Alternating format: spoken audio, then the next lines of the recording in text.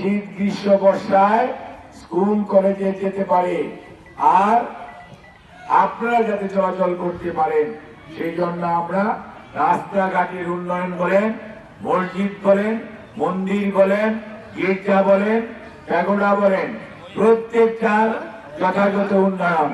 খালি ঈদগাহ নয়, শ্মশানঘাট বলেন আর কবরস্থান বলেন, প্রত্যেকটার জন্যই আমরা কাজ করব। আর মসজিদের ইমাম বা মুয়াজ্জিন সাহেব শুধু নয়, মন্দিরের পুরোহিত অথবা গির্জার ফাদার, তাদের জন্য বাংলাদেশ জাতীয়তাবাদী দল একসাথে কাজ করবে। কারণ আমরা মনে করি এখানে আমরা সবাই বাংলাদেশের নাগরিক, এখানে কেউ আমরা ছোট বা বড় নই। কাজেই সবাই মিলেমিশে চলতে হবে, ঐক্যবদ্ধ থাকতে হবে।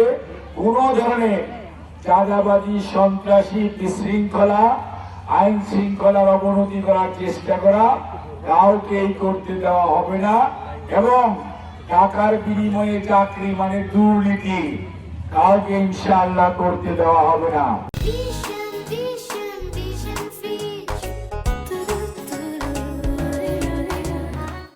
আমরা আপনাদের সাহায্য চাই, আমরা আপনাদের ভোট চাই।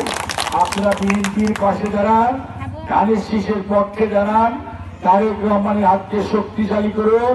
আমরা কথা দিচ্ছি আমাদের এই নেতাদেরকে সাথে নিয়ে আমরা আপনাদের যত সমস্যা আছে আপনাদের সাথে পরামর্শ ক্রমে ইনশাআল্লাহ আমরা সমাধান করার জন্য আমাদের সর্বাত্মক প্রচেষ্টা অব্যাহত রাখবো।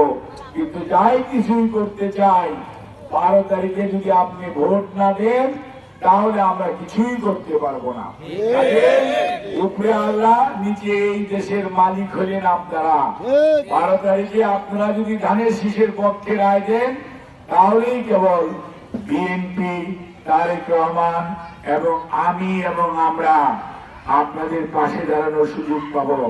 আপনাদের কাছে ভোট চেয়ে 12 তারিখে ধানের শীষের পক্ষে রায় দেওয়ার জন্য অনুরোধ করে